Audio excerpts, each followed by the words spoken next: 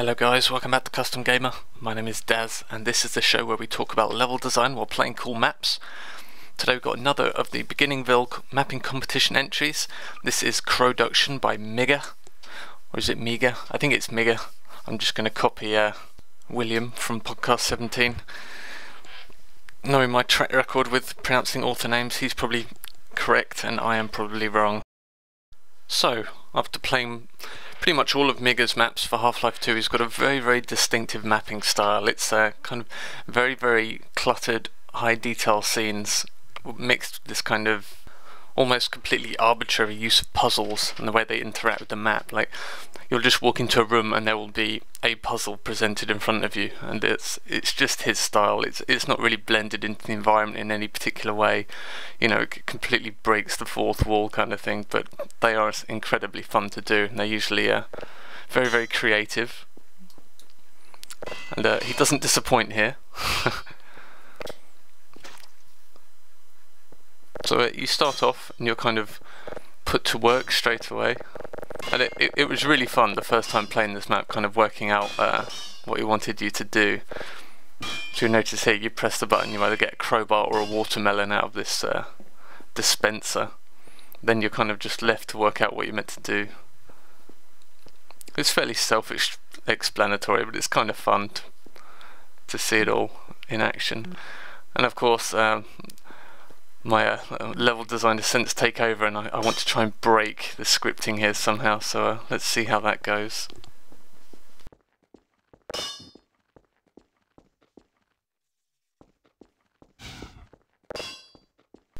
Something I thought was quite funny was, as I was placing all these crowbars in the box here, I was thinking, oh, am I going to have to fill all these boxes? This is going to be a bit dull. And it's kind of hilarious that you can kind of see all this work laid out in front of you and it looks very tedious.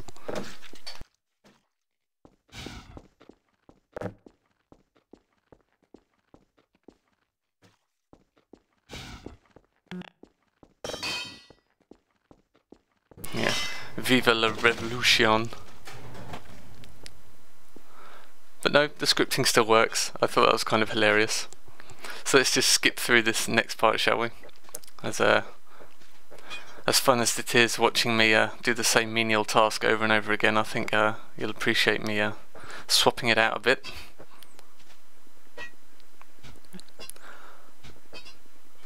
Yeah, it's kind of funny. Perhaps this scene does go on a little bit too long. I mean, I thought it was kind of funny seeing all the boxes laid out, and but yeah, I think perhaps triggering the next scene a little bit earlier would have been nice in retrospect.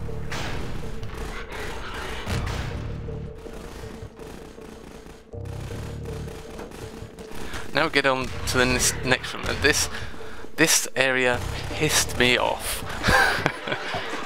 And it's for a couple of reasons that we can go into, but essentially you walk into the room and your eyes are instantly kind of drawn towards the side with all the bright lighting on it. We can talk more about this later on, but it's also the fact that there's all this enemy combat happening in one side of the room that you kind of instantly notice. You know, as a player, you're kind of drawn towards combat first and kind of environmental things second.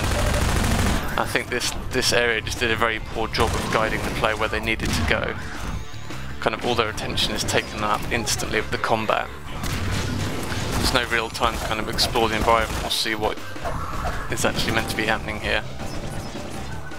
So what that translates to is I spend about half an hour in this room trying to beat this fight, but you know, you're really just not given the tools for it. It's just got incredibly frustrating. It's so annoying because you know you can do it, it's so tight that you know you can. And I'm the kind of player that if I see that chance is there, I will absolutely just try my hardest to get it. I think that the fight is easy apart from this hunter here because of the lack of ammo. The ammo is so tight that you just know you can do it. But yeah, we spent half an hour in here just trying to get the perfect set of circumstances to beat this fight, and unfortunately it doesn't quite happen. So we can just skip through a montage of death here. But yeah, so let's have a look at the intro to this room. This is where the problem starts. So this is the view you get when you first enter the room. Notice where the light is, kind of all the bright area is kind of where the player's attention will instantly go. Here you go. So when you first enter the room, this is what I noticed instantly. The other side of the room just doesn't even register for me. I'm like, okay. And then the fact that you have all the combine and combat happening on that side of the room as well. That's where all your attention goes. And I just ended up completely missing this ladder here, which is like the critical route which you should be taking. Here you can see the first time I found the ladder was just rage. Yeah, then of course, because I'm kind of raging at this point, I completely miss this vent at the other side here, so of course there's another death.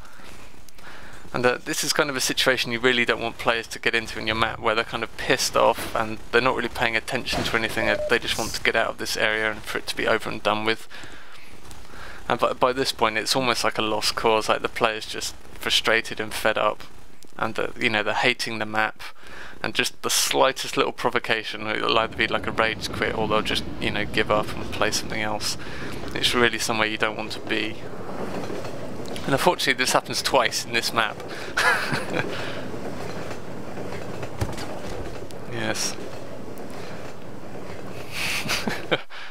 So again here it's like, I just don't think it's signposted enough, the fact that you're meant to jump off. I mean, you see the thing on the side there, but I'm kind of thinking that perhaps I need to get to the front of the train and get somewhere else, but I haven't really noticed the little alcove on the side here that you can jump into. So yeah, this is another area that perhaps could have been signposted better.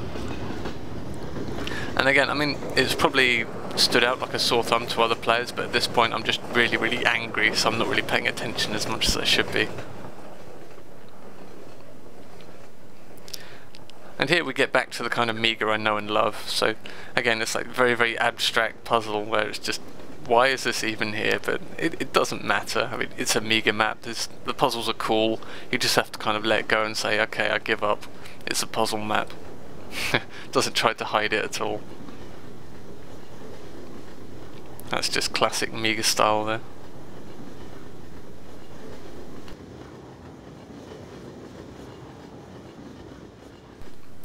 So this map kind of, well, it still follows the template of the competition, but it's certainly the most kind of free-flying kind of interpretation of the rules here. I mean, there is a train, but you barely have to ride it at all. But it's more focused on like the individual puzzles around the train.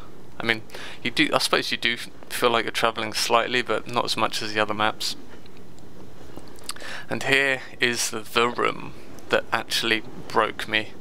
And I haven't rage quit a map in Half-Life for a long, long time. We're talking months here, absolutely months. I can't remember the last one that actually forced me to quit because I was so frustrated with it, but this room broke me.